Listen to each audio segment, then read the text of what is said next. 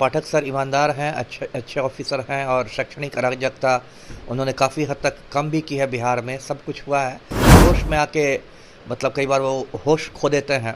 कभी होली को खोल देते हैं, कभी कहते हैं कि ईद में छुट्टी नहीं होगी, कभी रक्षाबंधन को क्लास चलवा देते हैं, कभी वाइस चांसलर का वेतन रोक देते हैं। सबसे बड़ी बात है कि अब जो गर्मी की छुट्टियां आ रही है उसमें आप कहिएगा कि 8 बजे से 10 बजे तक पढ़ाई करने हैं, तो 10 से तक पढ़ाई होगी तो लौटते लौटते घर, और ये फिर 11 साढ़े 11 पूरी गर्मी, मतलब अच्छी खासी गर्मी आ जाएगी, तो उससे बच्चे पढ़ाई क्या करेंगे, बच्चों की भी तबीयत खराब होगी। कई बार मुझे ये लगता है कि पाठक सर जो है वो चाहते हैं कि मास्टरों का ब्लड प्रेशर हमेशा हाई रहे, तनाव में रहे।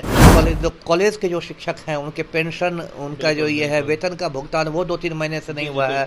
शायद उनके जो अकाउंट्स हैं उसको फ्रीज कर दिया गया है। अब अभी बिहार के शिक्षा विभाग के अपर मुख्य सचिव के पाठक अपने फरमानों को लेकर फिर से एक बार देखिए सुर्खियों में आ गए हैं।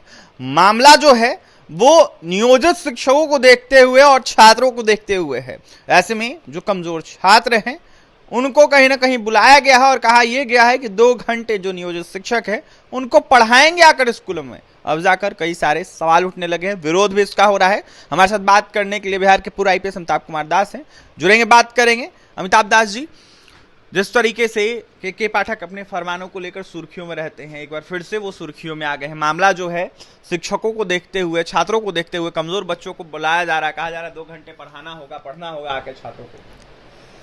नहीं, सब ठीक है। और मैंने पहले भी आपके चैनल को कहा है कि पाठक सर ईमानदार हैं, अच्छे अच्छे ऑफिसर हैं और शैक्षणिक अराजकता उन्होंने काफ़ी हद तक कम भी की है। बिहार में सब कुछ हुआ है, लेकिन वही उनके साथ एक पुरानी समस्या है कि जोश में आके मतलब कई बार वो होश खो देते हैं।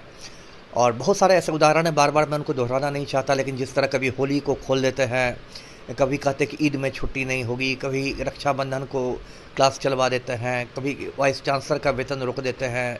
तो इस तरह के बहुत सारे काम से वो मतलब अनावश्यक विवाद पैदा करते रहते हैं।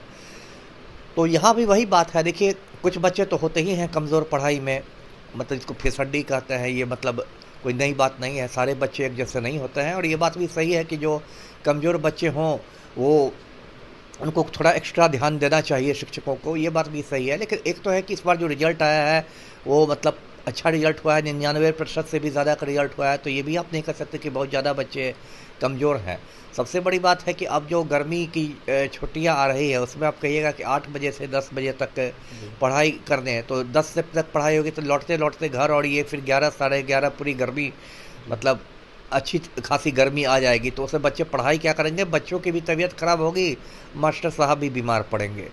तो इसलिए, और आजकल तो देखिए बहुत सारी चीज़ें हो गई जो पहले नहीं थी। ऑनलाइन क्लासेस का ज़माना है, यूट्यूब है, ये है वो है। बहुत सारे बच्चे स्वाध्याय कर सकते हैं यदि उनके मतलब मम्मी पापा उनको ठीक से गाइड कर सकें। तो मुझे कुछ नहीं लगता है इसमें, तर्क नहीं समझ में आता है। कई बार मुझे ये लगता है कि पाठक सर जो है वो चाहते हैं कि मास्टरों का ब्लड प्रेशर हमेशा हाई रहे, तनाव में रहे, तो तनाव में रह के आप कोई अच्छा काम नहीं कर सकते हैं। अभी एक और विवाद ने जन्म लिया है कि अब स्कूल कॉलेज के जो शिक्षक हैं उनके पेंशन, उनका जो ये है वेतन का भुगतान, वो 2-3 महीने से नहीं हुआ है। शायद उनके जो अकाउंट्स हैं उसको फ्रीज कर दिया गया है। अब अभी जो राज्यपाल हैं, जो चांसलर भी होते हैं राज्य के, उनसे मिलने गए थे, 2 पार्षद गए भी थे, एमएलसी गए थे। तो अब देखिए, ये तो सही बात नहीं है ना। एक तो है कि कई बार लगता है कि पाठक सर अपने क्षेत्राधिकार से बाहर चले जाते हैं, क्योंकि ये जो कॉलेज होते हैं वो चांसलर के प्रशासनिक नियंत्रण में रहते हैं, और आपको चांसलर का अतिक्रमण नहीं करना चाहिए जो उनका क्षेत्र है। सबका कामकाज बटा हुआ है ना। बीच में एक बार राज्यपाल महोदय ने उनको बुलाया भी था राजभवन में, तो शायद उनसे भी मिलने नहीं गए। तो ये तो एक आप कह सकते हैं कि एक बगावत की स्थिति बनी हुई है, वो ठीक नहीं है।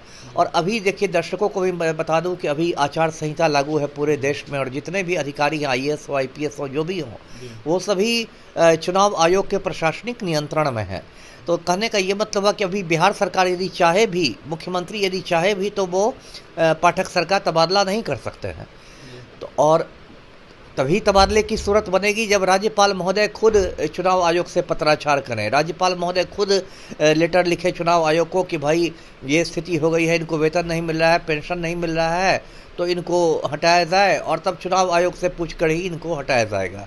लेकिन ये सब जो भी होगा वो अप्रिय चीज़ होगी, तो ये नहीं होना चाहिए मेरी समझ में जी। शिक्षकों को लेकर जिस तरीके से आपने कहा अराजक माहौल फैला दिया गया है के पाठक के द्वारा, परेशानी हो रही है शिक्षकों को, छात्रों को भी, और ब्लड प्रेशर भी हाई हो रहा है, तो ऐसे में किस तरीके की आप मांग करेंगे अपने?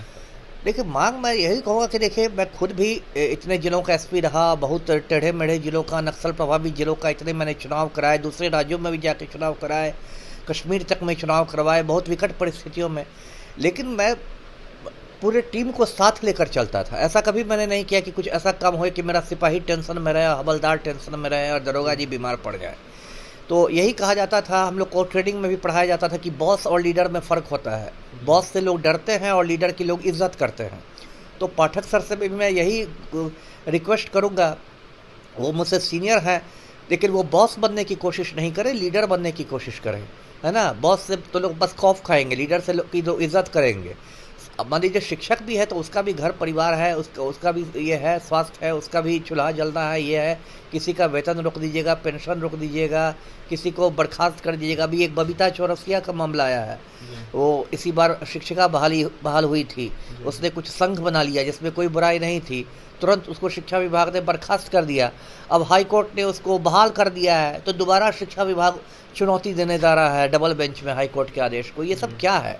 आपने एक मूंछ की लड़ाई क्यों बना ली है? एक बबीता चौरसिया एक नई लड़की है, शिक्षिका बनी है, तो पूरा लगता है शिक्षा विभाग ने एकदम प्रतिष्ठा का प्रश्न बना लिया है कि हम आपको नौकरी नहीं करने देंगे। ये सब बहुत छोटी सोच है ना। सोच बड़ी होनी चाहिए। आप ऊंचे पद पर हैं, आप अपर मुख्य सचिव हैं, तो आपको बड़प्पन दिखाना चाहिए। एक लड़की की यदि दाल रोटी चलेगी उस नौकरी से, तो उसके खिलाफ आप सत्तू बांध के क्यों पड़े हुए हैं? तो ये सबसे बहुत गलत संदेश जाता है। जी देखिए, गलत संदेश जाता है जिस तरीके से मूंछ की लड़ाई जो है शिक्षा विभाग बिहार का लड़ रहा है, इसको देखते हुए बिहार के पूर्व आईपीएस अमिताभ कुमार दास थे, यह साफ कहते हुए नजर आ रहे थे कि बॉस नहीं लीडर बनना चाहिए के पाठक को, तभी बिहार का शिक्षा व्यवस्था बढ़िया होगा, उज्जवल होगा और आगे बढ़ेगा। ऐसे में छात्र छात्रा भी आगे बढ़ेंगे। क्या कुछ कहते थे पूरा आईपीएस अमिताभ कुमार दास, आपने सुना है। और भी तमाम खबरों के लिए बने रहे हमारे साथ। बहुत बहुत धन्यवाद।